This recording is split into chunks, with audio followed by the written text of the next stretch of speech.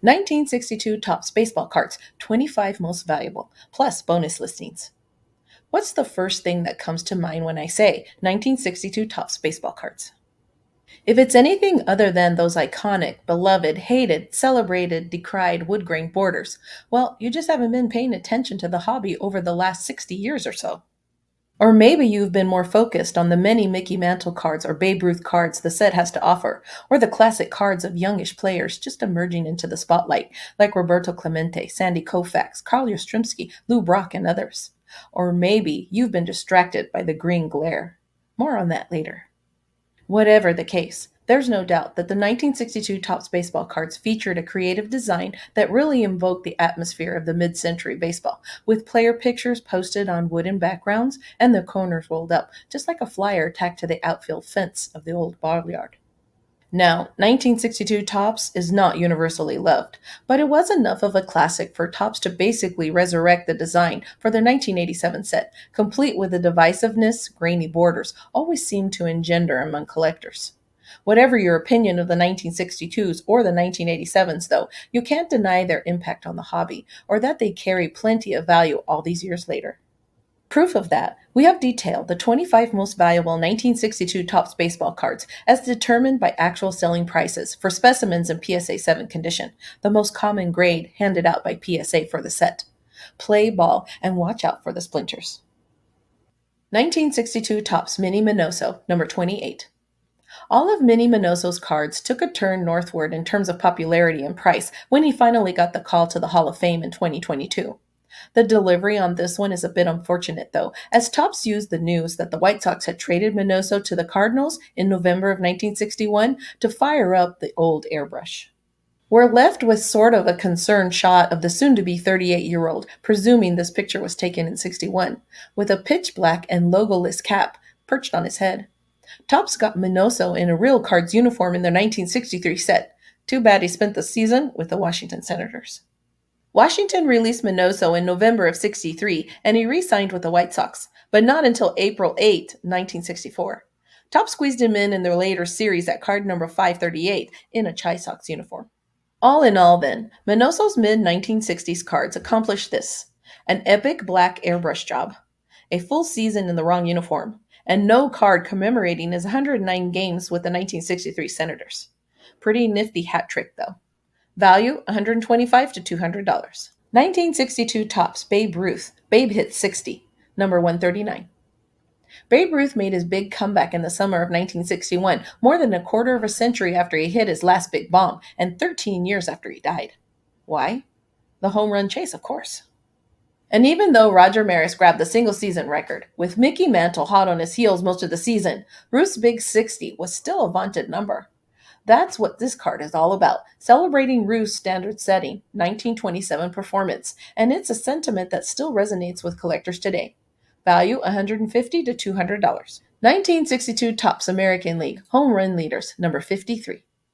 This card represented a chance for Topps to get Mickey Mantle and Roger Maris together on the same hunk of real estate, though you have to wonder why they didn't just make a special Maris-Mantle card to commemorate the duo's historic home run chase the year before. They did it with Mantle and Willie Mays, after all. Oh well, Maris and Mantle's heads make the cut here, and the card also serves to remind us that Harmon Killebrew and Jim Gentile put together a pretty amazing season in 1961, even if the M&M boys rendered everyone else an afterthought. Value $150 to $200. 1962 Topps Lou Gehrig and Babe Ruth, number 140. The summer of 1961 had been all about the exploits of two Yankee teammates chasing down the ghost of another. Topps used that hype to good effect the next year, lathering the 1962 set with multiple cards featuring Mickey Mantle, Roger Maris, and Babe Ruth. On this one, they extend the metaphor and make it more explicit by picturing an earlier pair of world-beating Bronx teammates, Ruth and Lou Gehrig.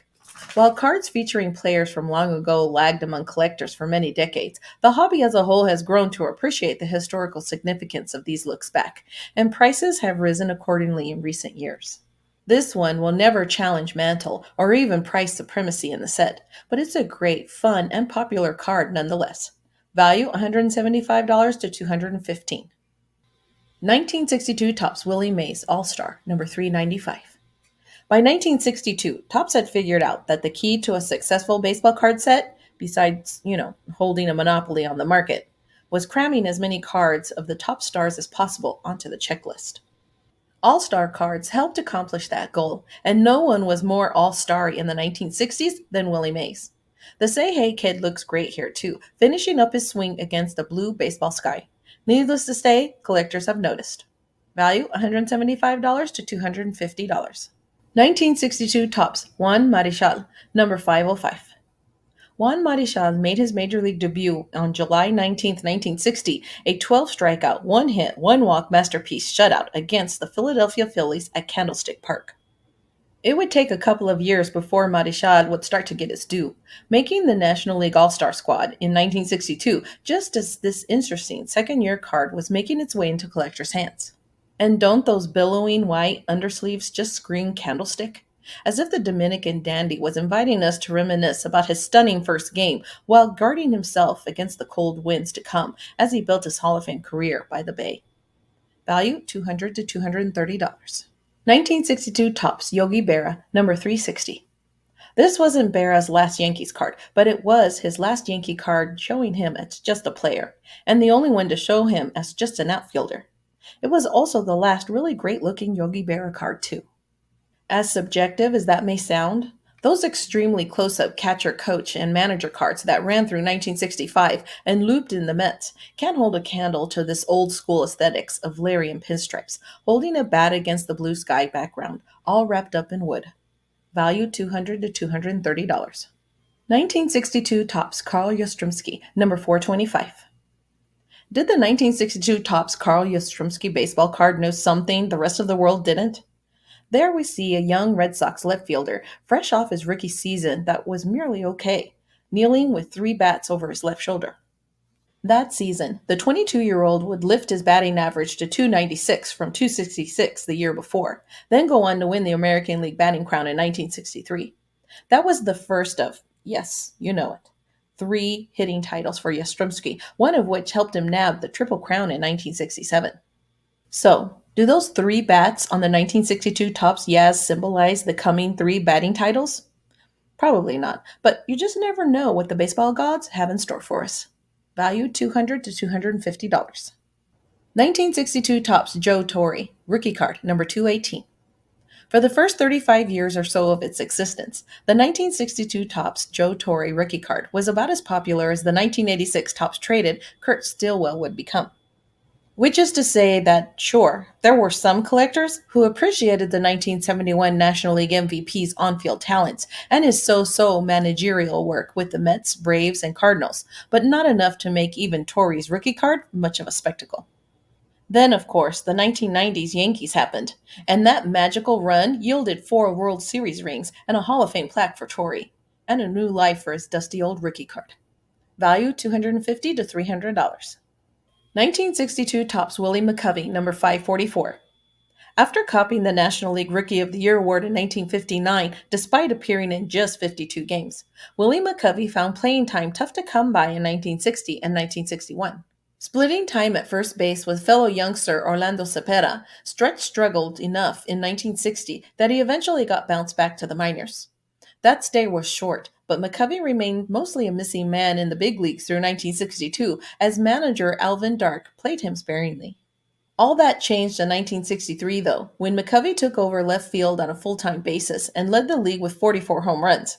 It was all up from there for Big Mac and his baseball cards, including this admittingly mundane-looking 1962 entry. Value $270 to $300. 1962 Topps Mickey Mantle, the switch hitter connects, number 318. You couldn't very well produce a baseball card set in the 1960s and not try to squeeze in as many Mickey Mantle cards as possible.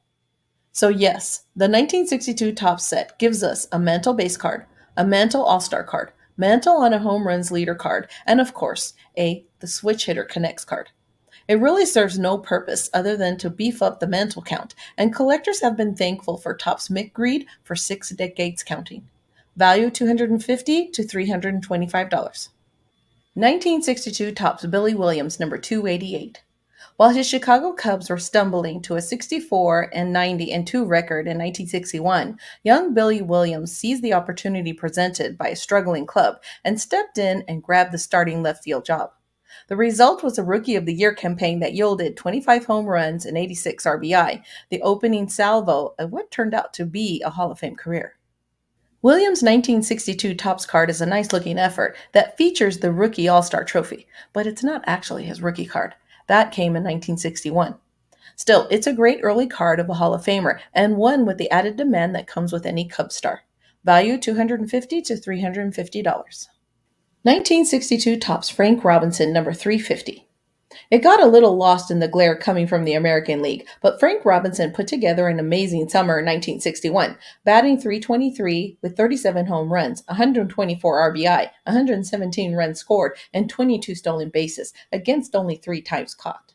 Strikingly, none of those numbers led the National League, but it all added up to a surprise pennant for the Cincinnati Reds and Robinson's first MVP award. Of course, his second MVP award came 5 years later, after the Reds famously traded Old 30s superstar to the Baltimore Orioles.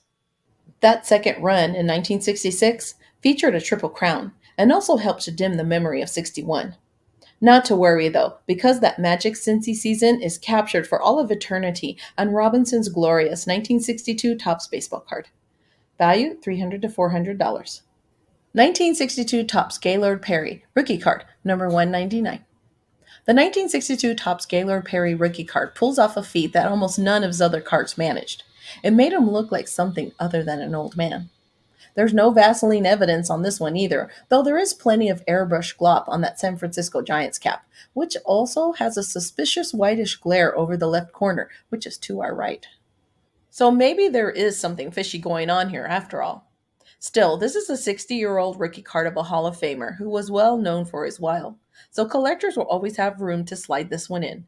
Value $350 to $360. 1962 Topps Bob Gibson, number 530. Bob Gibson posted his first winning record, 13 and 12, in 1961, but he also led the National League with 119 walks allowed. In 1962, he would lead the senior circuit with 5 shutouts, but it would be another 2 seasons before he picked up any MVP votes, and another 3 before he won 20 games for the first time, 1965. By 1968, though, Gibson was maybe one of the most dominant starters in all of baseball, and his 22-9, 1.12 ERA, 268 strikeout line helped make that summer the year of the pitcher. You can bet hobbyists across the land were scouring their collections that fall to find this and other early Gibson cards as he nabbed the National League Cy Young and MVP awards just after leading the Cardinals into an epic 7-game World Series loss against the Detroit Tigers. Value $420 to $450. 1962 Topps Sandy Koufax, number 5. In 1961, Sandy Koufax cut nearly 0.4 of a run off his 1960 ERA, 3.91 to 3.52, and flipped his one-loss fortunes into the black, from 8 and 13 to 18 and 13. That surely had Dodger fans and the hobby thinking the 26-year-old might have something bigger up his left sleeve for 1962, and boy were they right.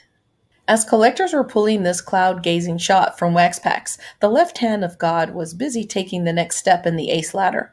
Though his record fell to 11-4 in 1962, Koufax led the National League with a stingy 2.54 ERA and set the stage for the legacy stretch to follow. From a hobby standpoint, it hardly mattered at all that Koufax's career was cut short by elbow issues, other than adding a bit of mystique. We love his pasteboards and pretty much always have. Value $450 to $460. 1962 Topps Roberto Clemente, number 10. Roberto Clemente became an All-Star for the first time in 1960, helping the Pittsburgh Pirates win the National League pennant en route to the historic 7-game World Series showdown with the mighty New York Yankees. But Clemente's real breakout came in 1961, when he won the first of 4 National League batting titles with a .351 and set a course for the Hall of Fame. The next spring, Topps unleashed this stunning look at the Great One, confident and focused in the cage, as he prepared to exact more pain on the Bucks' next opponent. The image on this card has been plastered all over hobby periodicals and websites for enduring decades. It never gets old, and it never loses its appeal. Value $450 to $550. 1962 Topps Mickey Mantle All-Star, number 471. One tried and true formula for baseball card success in the 1950s and 1960s went something like this: put Mickey Mantle on a card. Repeat step one. It's a recipe that still works wonders in the old card market today, where you can expect just about any card of the Mick to stand near the top of any most valuable list. This fetching All-Star card is no exception, although it's downright affordable when compared to its base Mantle counterpart. Value $600 to $800. 1962 Topps Manager's Dream, Mickey Mantle and Willie Mays, number 18. Every other multiplayer card in the history of the game is vying for second place when it comes to fame, star power, and most appearances on collectors' want lists. What's number one? A single card showing Mickey Mantle and Willie Mays together in their prime already features more talent than some later sets featured in hundreds of cards. But add in the constellation of all-stars lined up behind them, and this one is untouchable. It's Willie, Mickey, and the crew, and it's a hobby standard. Value $750 to $800. 1962 Topps Bob Uecker Rookie Card, number 594. This card's lofty standing among the best that 1962 Topps had to offer was both a long time coming and an unavoidable destiny. Start with a big league career that produced an even 200 batting average and a negative 1.0 WAR. Yes, I said negative. Add in a series of iconic beer commercials, swirl around some movie star juice, and top it all off with half a century and counting of a broadcasting career. And it's just the right cocktail to fuel prices in a high number rookie card. Mendoza line or no. Value $750 to $850. 1962 Topps Lou Brock Rookie Card, number 387. Even though the June 1964 deal that sent Lou Brock to the St. Louis Cardinals for Ernie Broglio, with other pieces on both sides, is among the most lauded, or reviled if you're a Wrigley rooter, in history, it's still jarring to see Brock in a Chicago Cubs uniform. After all, by the time Brock set the all-time single-season stolen base mark in 1974 and the all-time career mark in 1977, previously held by Ty Cobb, collectors were well-versed in his cards. Then as Brock passed 3,000 hits in 1979, just before his retirement, then turned toward a plaque in Cooperstown, his rookie card picked up steam in the coming of the 1980s hobby boom. And there's something poetic about the fact that Brock's rookie card came in 1962 Topps Wood Grain Classic, the same set that missed out again on Maury Will's monster stolen base summer. Because whose record of 104 do you think Brock toppled on September 10th, 1974? Yeah, it was the infamous fake card denizen of the 1982 Kmart set. Value $700 to $1,000. 1962 Topps Hank Aaron, number 320. The story of Hank Aaron in the early 1960s was pretty much the same as it was throughout his big league career. He was among the greatest players in the game, but seldom got his due. Sure, Aaron was an all-star every year, but with just 30 to 45 home runs every year, his power numbers got swallowed up by the Ruth chasers. Of course, we all know that Aaron got the last laugh on that front when he smacked number 715 in 1974, but that was still more than a decade away when this card was issued. As with many Aaron cards of the era, this one hasn't seen as much hobby limelight over the decades as those of Mays, Mantle, and Maris, and others. But it's climbed steadily over the decades to stand among the greats. Sounds sort of familiar, huh? Value $750 to $1,000. 1962 Topps Roger Maris, number 1. With all due respect to Mantle and Mays and Brock, and even to the manager's dream, this is the most iconic card of the 1962 Topps baseball card set. Here we have the Yankees' reluctant superstar, fresh off breaking Lou Brock's single-season home run record, but looking tired of it all. But Roger Maris persevered through all the naysaying and the media crush that accompanied his homer chase in 1961, even though the slings and arrows of Commissioner Ford Frick and those like-minded cronies who suggested that Roger's new mark might ought to come with an asterisk. In the end, Maris got Tracy Stollard, got number 61, got the babe, got his second straight American League MVP award. The next spring, Raj landed card number 1 in the most distinctive top set ever.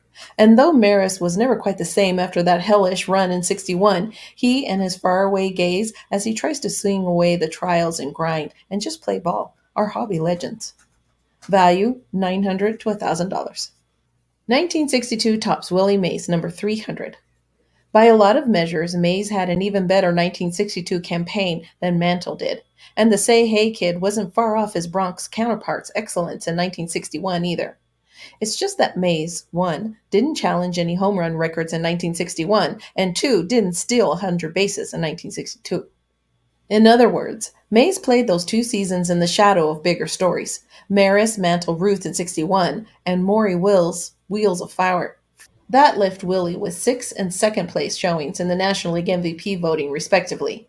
But he did manage to help his Giants into the 1962 World Series against the Yanks, where he didn't fare much better than Mantle: 250, no dingers, a single RBI. You can bet that May's 1962 Topps card lagged behind Mantle and probably Maris as a big time pull that summer. But this was a great looking mid career issue that collectors have elevated to its proper position near the top of any 1960s wish list. Value $1,300 to $1,800. 1962 Topps Mickey Mantle number 200. Like most Mickey Mantle baseball cards, this one is a hobby icon, made all the more so by its appearance in the 1982 Topps Kmart box set. That inclusion came courtesy of Mantle's 1962 American League MVP award, his third and final such honor. That came on the heels of a second place finish to teammate Roger Maris in the 1961 MVP race, and in the race to topple Babe Ruth's single season home run record. Though Mantle missed out on both of those titles, his Yanks won a World Series in 1961 and followed up with Mantle's final crown in 1962, when New York beat the San Francisco Giants in a thrilling 7-game fall classic. That October was not the Micks' best showing: 120 batting average, no home runs, no RBI. But collectors had this classic woody pasteboard to keep them company and remind them of the days when Mantle's bat was as hot as a summer sidewalk. His cards pretty much still are that hot, across the board, and this one is no exception. Value $3,500 to $4,000. Error cards. All right, so those beauties at the top of the heap among 1962 Topps baseball cards, at least among the regular population anyway. Regular population? Yes, that distinction is important because 1962 Topps also brought us a huge swath of variations, chief among them the entire 88 card second series. Each and every one of those cards, number 89 through 176, exists in two versions: the regular and the extra special green tint variety, wherein something funky happened on the way to the cardboard mill to the wax pack, leaving the cards tinted green. So, they get a qualifier, green tint, or sometimes green sky if sky is involved. And many of the cards feature slightly different photos or croppings between the green and the non-green versions, just enough of a difference to make you feel uneasy if you see one and then see the other. Sort of like the hotel layout in The Shining. Generally speaking, the greenies are more valuable than the regulars. So here are a handful of the most famous and valuable of the green tint specials. Shine on, green stuff. 1962 Topps Billy Hoeft, Green Sky, number 134. Billy Hoeft was an All-Star in 1955 and won 20 games in 1956, but not many of his cards appear on hobby hot lists. This one doesn't either, really, but the Green Sky version is pretty tough to come by and commands a premium whenever it changes hands. Value $150 to $205. 1962 Topps Babe Ruth, Babe hit 60, green tint, number 139. Remember that year Babe Ruth hit 60 green balls into the ether, setting an all-time mark that would stand forever, or at least until 1961? Yeah, I don't either, because one, I wasn't around in 1927, and two, I'm pretty sure they didn't use green balls that summer. But maybe they did. Who knows, really? Still, this is a variation of the Babe Ruth card, so it's going to attract some attention and some collector dollars. Value $750 to $1,500. 1962 Topps Lou Gehrig and Babe Ruth, green tint, number 140. Remember that time Babe Ruth and Lou Gehrig caught the stomach bug at the same time and ended up turning a little green? Then they hugged each other for comfort? Yeah, me neither. Could have happened, though. What did happen for sure, though, is that the 1962 Topps Gehrig Ruth card got bit by the green tint tarantula, unleashing another desirable variation. Value $100 to $150. 1962 Topps Babe Ruth Twilight Years, green tint, number 141. You remember that time Babe Ruth led the Boston Braves into a shootout in the Old West while a green dust storm swirled around him? No? Well, then take a look at his green tinted 1962 Topps Twilight year entry. And then think twice about telling me this shtick is getting old, because it's not quite over yet. Value $100 to $200. 1962 Topps Al Kaline, green tint, number 150. Remember that time Al Kaline went all transition stage Hulk, shooting beams of green hot anger into the far reaches of Tiger Stadium when he found out that war was a thing, and that both he and teammate Norm Cash trounced American League MVP Roger Maris in the "What is it good for?" stat in 1961? But that Mickey Mantle killed them all. No? Well, it happened right there on green tint version of card number 150 in the 1962 Topps baseball card set. Value $150 to $200. Wax Pack Gods